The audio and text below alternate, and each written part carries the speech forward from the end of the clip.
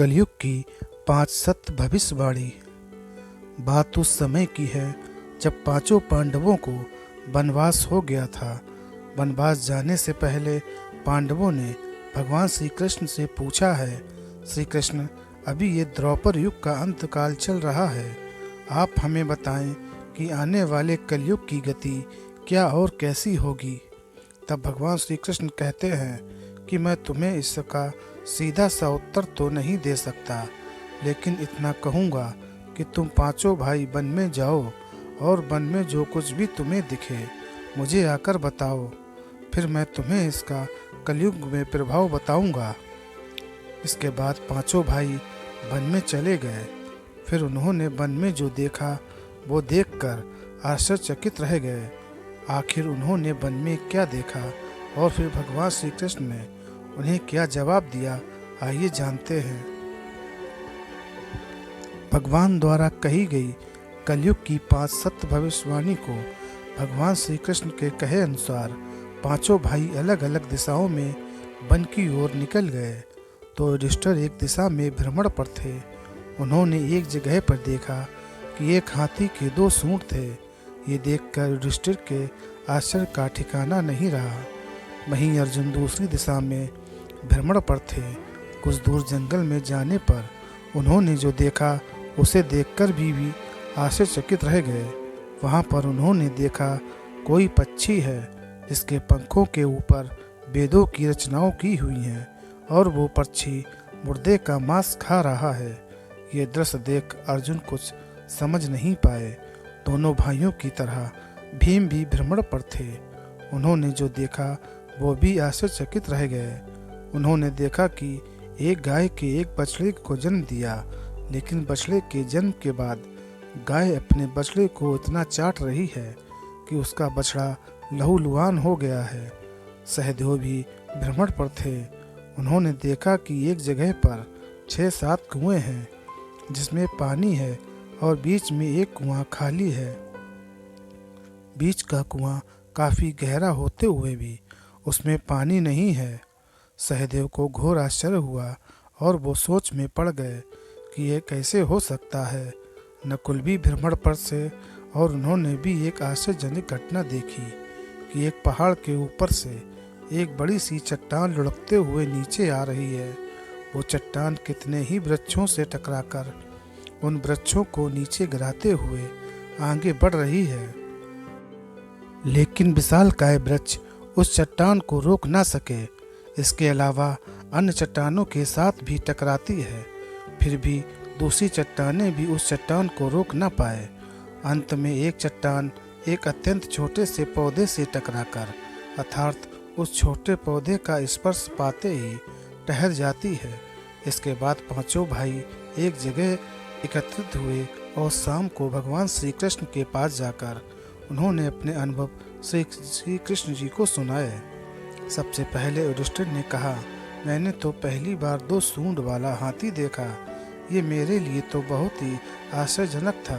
तब भगवान श्री कृष्ण कहते हैं, प्रिय पांडवों, अब तुम कल्कि काल की बात सुनो, जिस युग में भगवान श्री विष्णु अवतार लेंगे।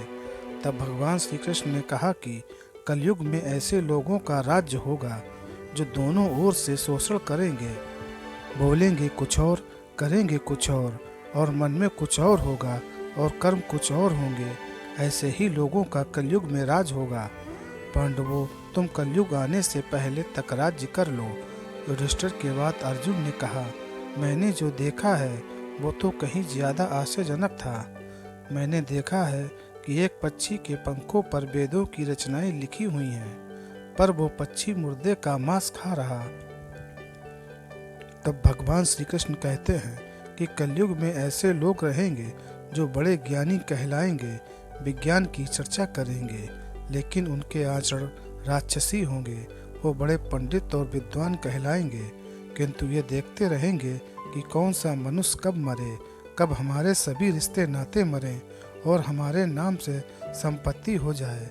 भगवान श्री कृष्ण अर्जुन से कहते हैं कि हे अर्जुन, राजनीति के व्यक्ति विचार करेंगे कौन से मनुष्य को मारा जाए और राजनीतिक गद्दी हमारे नाम पर हो। कलयुग के लोग हर जाति धर्म पर प्रमुख पदों पर बैठकर विचार करेंगे कि कब किसका श्राद्ध हो और कौन कब किस पद से हटे और कब हम उस पद पर चढ़कर बैठ जाएं।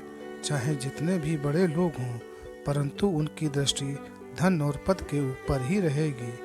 ऐसे लोगों की ही बहुत याद होगी और कलयुग में ऐसे लोगों का ही राजकाज होगा। अर्जुन के बाद भीम ने अपना अनुभव भगवान श्री कृष्ण को सुनाया।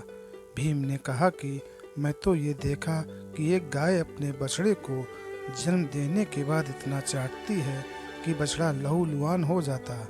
तब भगवान श्री कृष्ण कहते हैं कि कलयुग का मनुष्य शिशुपाल हो जाएगा। कलयुग में माताओं की अपने बच्चों के लिए ममता इतनी बढ़ जाएगी कि उन्हें अपने विकास का अवसर ही नहीं मिलेगा।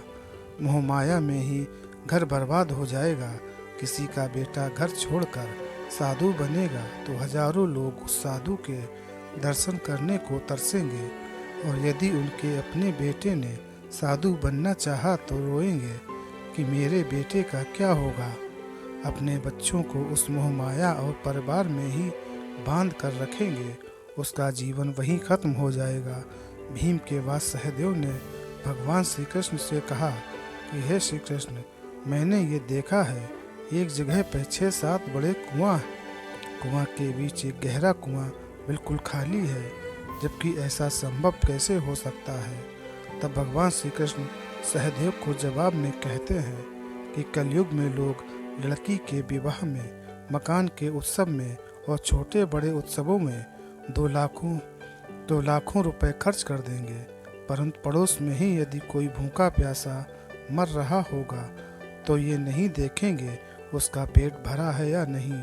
उनका अपना ही सगा भूख से मर जाएगा। परेशानी में अपने सगे रिश्ते नाते का साथ नहीं देंगे, उसे ऐसे ही परेशान देखते रहेंगे और दूसरी ओर खुद मौज मुद्रा, मास, सुंदरता और जश्न में धन उड़ाएंगे, किंतु किसी के 2 आंसू पोंछने में उनकी रुचि न होगी। कहने का तात्पर्य यह है कि कलयुग में अन्न के भंडार होंगे, लेकिन लोग भूख से मरेंगे। दोस्तों, वीडियो अच्छी लगे तो लाइक करें, शेयर करें और ऐसी ही वीडियो देखने के लिए चैनल को सब्सक्राइब कर लें। धन्यवाद।